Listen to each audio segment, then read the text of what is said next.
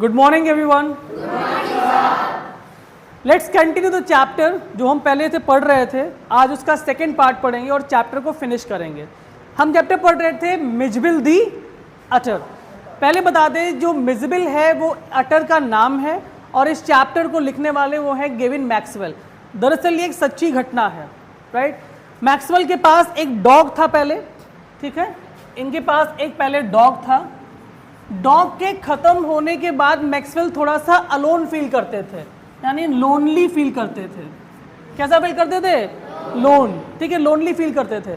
उसके बाद उनके फ्रेंड ने उन्हें एक अटर दिया जो एक अजीबोगरीब सा जानवर, नॉर्मली लोग उसको पालते नहीं हैं। हाँ, इराक वगैरह में, कंट्री वगैरह में लोग पालते होंगे, लेकिन इधर कोई नहीं पालता था। मैक्सवेल की कंट्री के साइड में लोग इतना अटर वगैरह नहीं पालते थे। तो मैक्सवेल का अटर के साथ कैसा रहा एक्सपीरियंस, कितनी हंसी मजाक रहा, कितना उनको परेशानी हुई या कैसे उन्होंने मैनेज किया, वो सारी चीज़ें मैक्सवेल की शांत ज़िंदगी में कैसे खलबली सी मचा दी एक अटर ने, वो हम लोग चैप्टर में पढ़ रहे हैं, राइट। अभी तक जितना हमने पढ़ा था उसमें डिस्कस किया था कि मैक्सवेल को अटर कहाँ से मिला, दिखता कैसा था। तो मैक्सवेल ने बताया कि वो ड्रैगन की तरह दिखता था। किसकी दिखता था? ड्रैगन की तरह से, राइट। अब आगे पढ़ते हैं कि चैप्टर में और क्या क्या हुआ।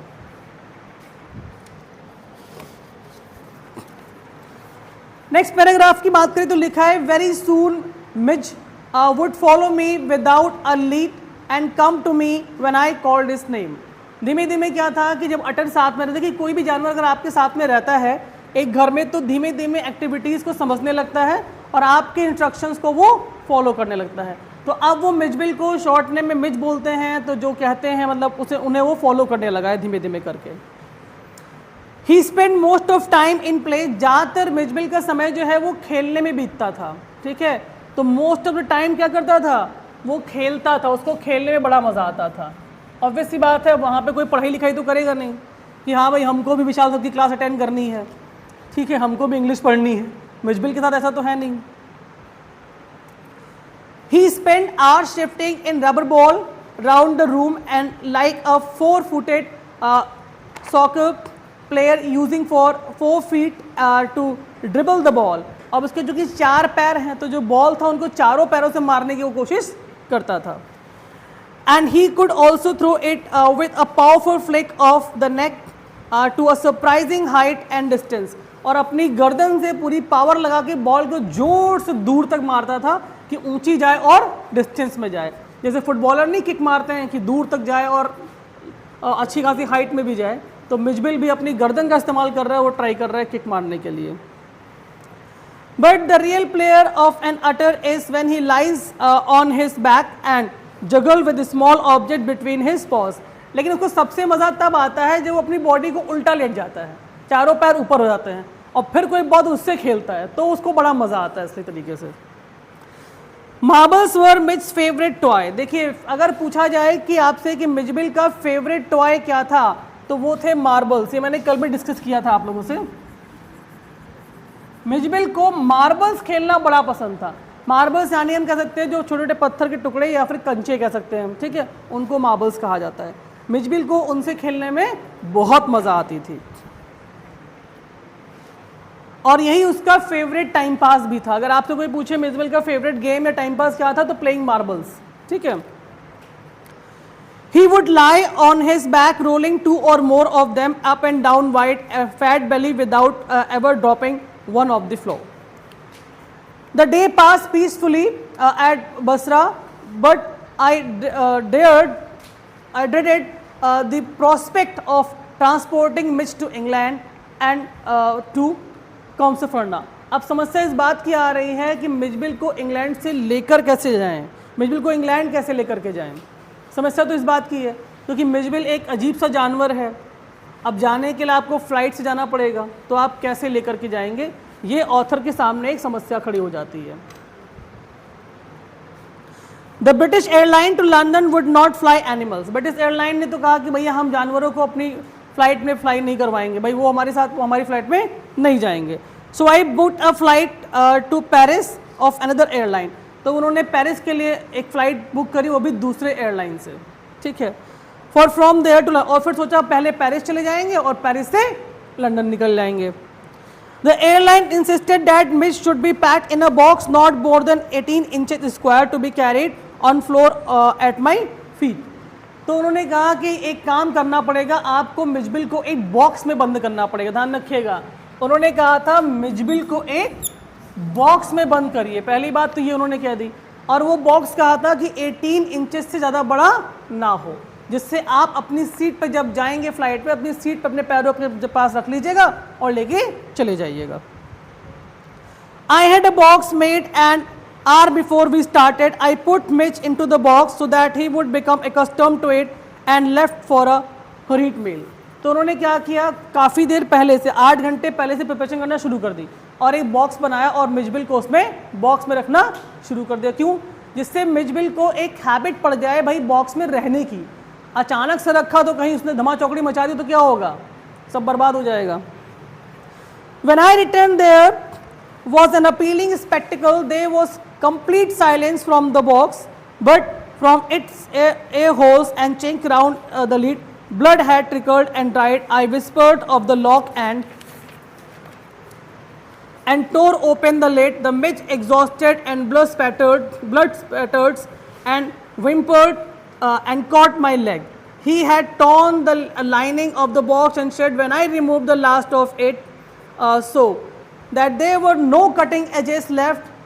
It was just 10 minutes until the time of flight. The airport was 5 miles distant.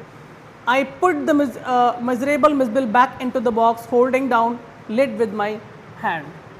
जब उन्होंने बॉक्स में पैक किया और मिजबिल फ्लाइट में जा रहा था, 10 मिनट की दूरी बची थी फ्लाइट से पहुंचने, तो देखा क्या, बॉक्स के एजेस से हल्की सी ब्लड नज़र आ रहा था, खून नज़र आ रहा था, साइड से बॉक्स को जो है उसे कटे कटे नज़र आ रहे थे।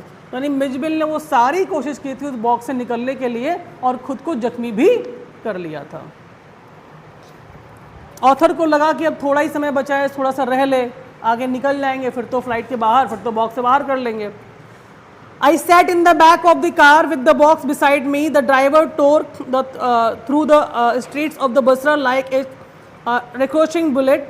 The aircraft was waiting to take off. अब बस फ्लाइट जो है वो 10 मिनट में जो कि निकलने वाली थी, टेक ऑफ होने वाली थी। I was rushed through to it by infuriated officials. Luckily, the seat booked for me was the extreme front. और अच्छी बात है जो सीट उनके लिए बुक की गई थी वो बिल्कुल सामने की सीट थी। अगर कहीं मिडिल या पीछे होती तो और लोग भी डिस्टर्ब हो जाते बहुत ज़्यादा। I covered the floor around my feet with the newspaper, rang for the air hostess and gave her a parcel of fish for Mitch to keep a cool place. I took her into my confidence about the event of the last half hour. उन्होंने air hostess से Mijbil के लिए कुछ fishes order की खाने के लिए, ठीक है, और उसको कॉन्फिडेंस में लिया कि भाई कोई समस्या नहीं होगी, बहुत आराम से जाएगा और बढ़िया हम आराम से पहुंच जाएंगे। I have retained the most profound admiration for that air hostess. She was very queen of her kind. She suggested that I might prefer to have my pet on my knees. I could have kissed her hand in the depth of gratitude, but not knowing utters. I was quite unprepared for what followed. Air hostess को नहीं पता था कि box में अटर है, ठीक है, उसको लगा कोई और जानवर, मतलब पेट एनिमल है तो होता था डॉग हो या कोई और हो। तो कह रही कि सर आप एक काम करिए, अपने अटर को ज़मीन, अपने बॉक्स को ज़मीन मत रखिए, अपनी नीज पे लेके बैठ जाइए, यानी आप बैठे अपने घुटनों पर रख के आराम से बैठ जाइए। ऑथर बड़ा खुश, कह रहा कितनी बढ़िया एयर हॉस्टेस, बहुत कंफर्टेबल है। Mitch was out of the box in a flash. He disappeared at high speed down at the aircraft.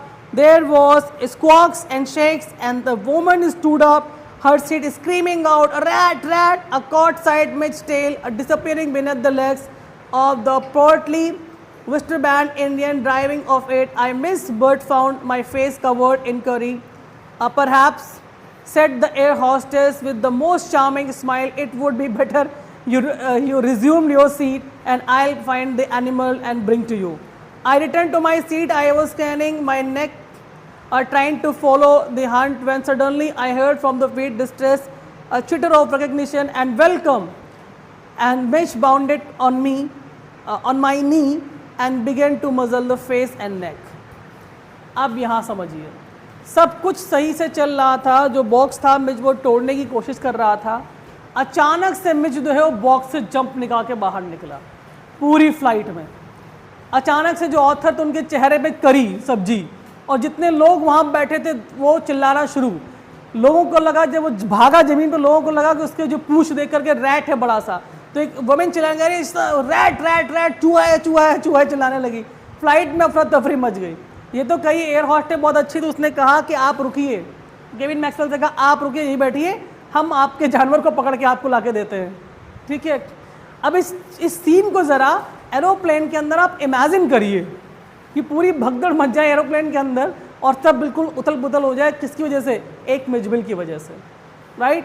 क्योंकि जब उसने बाहर निकला तो everybody was jumping from that seat कि यार ये क्या हो गया।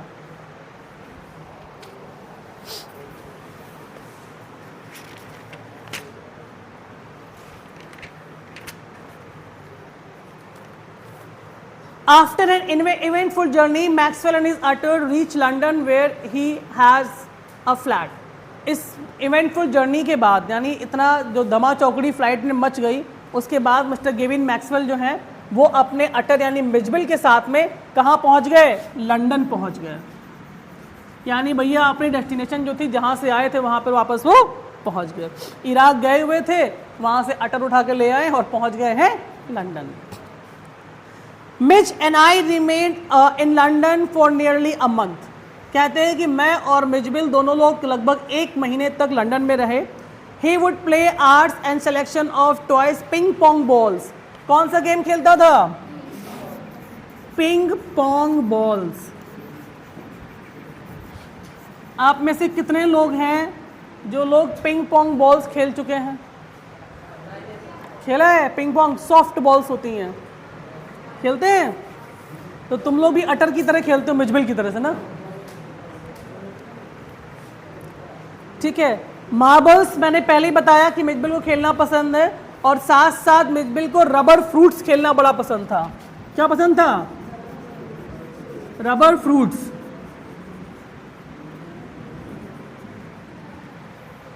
FRUITS, हाँ, रबर फ्रूट्स, ठीक है। जैसे छोटे बच्चे नहीं होते हैं, जब बहुत छोटे होते हैं तो उनको खिलौने समझ में नहीं आते हैं, तो घर वाले रबड़ के फ्रूट्स ले आते हैं। बच्चा कलरफुल फ्रूट देखता है ना, लाल पीला हरा नीला, देखेगा, उनको प्रेस करेगा, उछालेगा, उसे पता नहीं करना क्या है, बस उसी में वो एक होता है इंगेज होता है, टाइम पास। तो वही काम मिजबिल भी है। तो उसके कुछ गेम्स एग्जाम में अक्सर पूछ लेते हैं कि मिजबिल इनमें से कौन कौन सा गेम खेलता था। तो ध्यान रखिए, पिंग पोंग बॉल से खेलता था वो, ठीक है, रबर फ्रूट से खेलता था और मार्बल से खेलता था। I had brought back from in native marshes when with the ping pong ball he invented a game of his own which he could keep him engrossed up for half an hour of a time. Rubber ball जो होती थी, fruits होते थे या ping pong ball होती थी, उससे Mijbil अपने गेम खुद ही बना लेता था कि उसको कैसे खेलना है। जैसे मान लीजिए आप बॉल खेलेंगे तो आप क्या करेंगे, दीवार पे फेंकेंगे, फिर कैच करेंगे। मिजबिल का अपना तरीका है, यहाँ से मारेगा, वहाँ चलो, वहाँ जाएगा, वहाँ मारेगा, फिर यहाँ ले आएगा। उसको इसी मज़ा आ रहा है कि मैं बॉल को यहाँ से किक करूँगा, वहाँ जाएगी, पर वहाँ जाऊँगा, वहाँ किक करूँगा, यहाँ आएगी। तो ठीक है, सबके अपने अपने शौक हैं, अपना अपना टाइम पास होता है, कैसे भी खेलो, है ना। A suitcase that I had taken to Iraq became damaged on the journey home, and the lid when closed remained to the slope of one and the other. Mitch discovered that if the place ball the high and it would run length of the suitcase, he would dash around the other and ambush its arrival height from the catching the spring up and take it surprise, grab it and trot off with the high and distance one. वही जो मैंने आपको बताया कि Mitch को मज़ा आती थी, किक करता था, दूर जाती थी, जितना ऊंचे जितना लंबा उसको उतना ही मज़ा आता था, फिर ज़्यादा उठाता था, फिर वहाँ से किक कर रहा है, फिर आके मरा। तो ये उसका अपना एक टाइम पास करने का तरीका था। Outside the house, I exercised him a lead precisely as it had been a dog. Mitch quickly developed certain compulsive habits of these walking in London street. धीमे धीमे जैसे डॉग को लोग वॉक कराते हैं, एक्सरसाइज करवाते हैं, ऐसे वो मिच को भी लेके बाहर जाने लगे, और धीमे धीमे लंदन की सड़कों पे मिच ने भी वॉक करना सीख लिया था।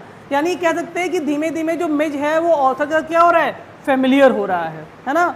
एक तरह से उन फेमिलियर हो जा रहा है कि ठीक है, जैसे आप कर रहे हो, चल रहे हो, वो मिच भी उनको फॉलो करते करते वॉक करना उसने भी शुरू कर दिया था।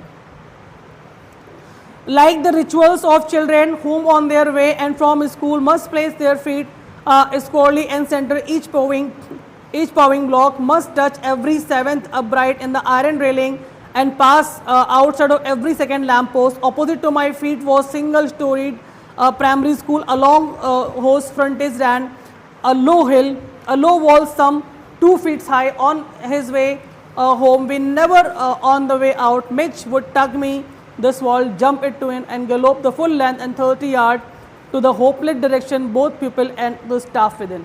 अब जब जो कि दोनों लोग साथ में वॉक करना था, साथ में आना था, धीमे धीमे मिच जो सारी एक्टिविटीज़ को अडॉप्ट कर लेता है, राइट, कि कैसे उसको कहाँ से निकलना है, किस जगह पे रहना है, उनके पैरों के पास रहना.